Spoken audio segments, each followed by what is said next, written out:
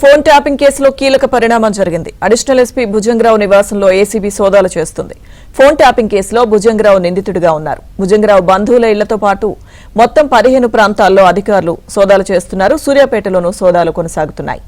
ఆదాయానికి మించి ఆస్తులున్నాయన్న ఆరోపణలతో ఏసీబీ తనిఖీలు చేపట్టింది.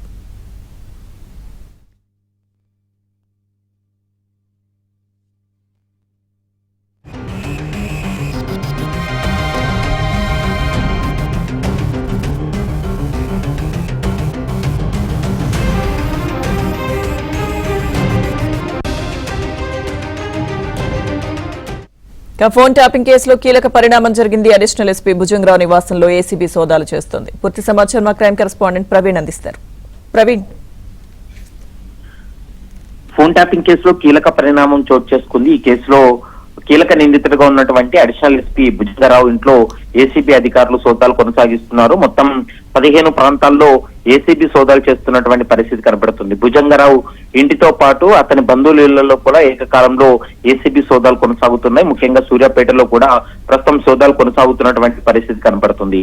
ఆదాయం మించినటువంటి ఆస్తులు ఉన్నాయనేటువంటి అంశానికి సంబంధించి ఏసీబీ అధికారులు కేసు నమోదు చేసిన తర్వాత ప్రస్తుతం నగరంతో పాటు పలు ప్రాంతాల్లో దాదాపు 15 ప్రాంతాల్లో ఏసీబీ సోదాలు కొనసాగుతున్నాయి.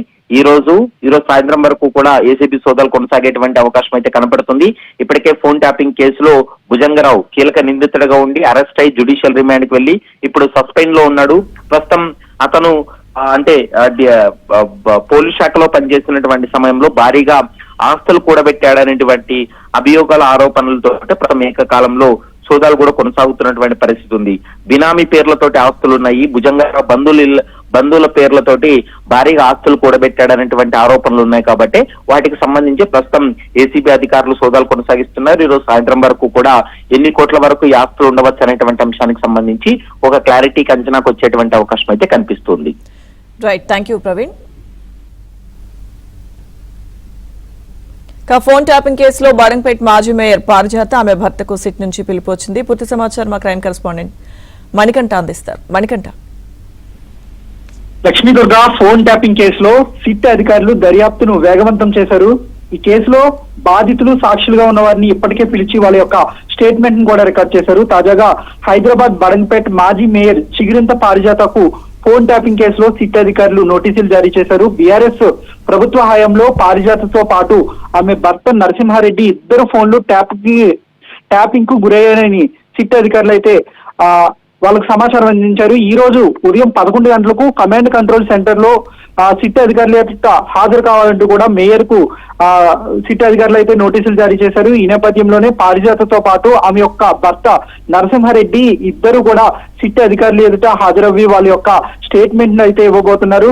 ఈ కేసులో కొద్ది రోజుల క్రితమే కాంగ్రెస్ ఎమ్మెల్యేలు ఎన్ఎం శ్రీనివాస్ రెడ్డి అలాగే జడ్చర్ల ఎమ్మెల్యే అనిరుద్ రెడ్డి కూడా సిట్ అధికారులు ఎదుట హాజరై వాళ్ళ యొక్క స్టేట్మెంట్ ను కూడా ఇచ్చారు.